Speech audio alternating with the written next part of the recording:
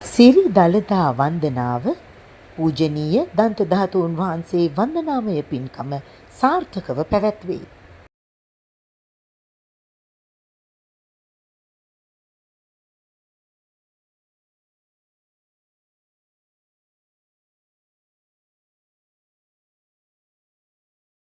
සිරි දළදා වන්දනාව පූජනීය දන්ත ධාතුන් වහන්සේ වන්දනාමය පින්කම සාර්ථකව පැවැත්වේ.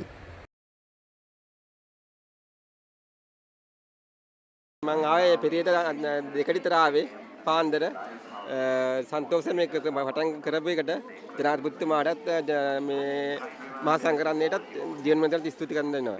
පහසුකම් මන්ත්‍ර තිබ්බා. මේ ඔස්ට්‍රෝමේ මන්ත්‍ර තියෙනවා. සන්තෝෂයකන.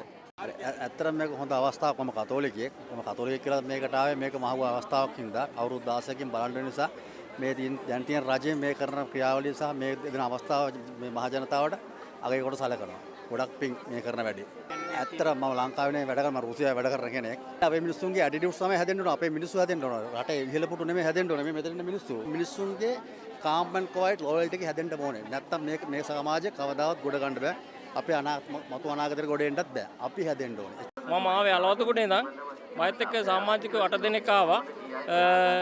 අපි දවස් 3කට උඩදී රෑ 11ට විතර තමයි ආවේ. ඕලිමට ආවා. කටුකස්තට පාලමට කිට්ටුවෙන් තමයි අපි එතනින් ආවේ. නමුත් ඊයේ 17 වෙනිදා රෑ පහන් කළා උදේ 18 වෙනිදාට සවස් 3:00ට පටන් ගත්ත එක 5:00ට තමයි මෙතෙන්ට ඉවර වුණේ. ඉවරලා අපි ඉතින් ඊයේ රාත් පහන් කළා අද හිටියා. දානශාලාවකුත් පවත්වාගෙන ඒකත් හොඳයි. මේක VIP ඒ වගේ නැති එක ගොඩක්ම හොඳයි. අපිට සන්තෝෂයි මේ අවුරුදු 16කට පස්සේ තමයි මේ වගේ දෙයක් උනේ. රටට හොඳක් වෙන්න නම් මේ වගේ මේ හොඳ ජනාධිපති පහළ වෙන්න ඕනේ ලංකාවට.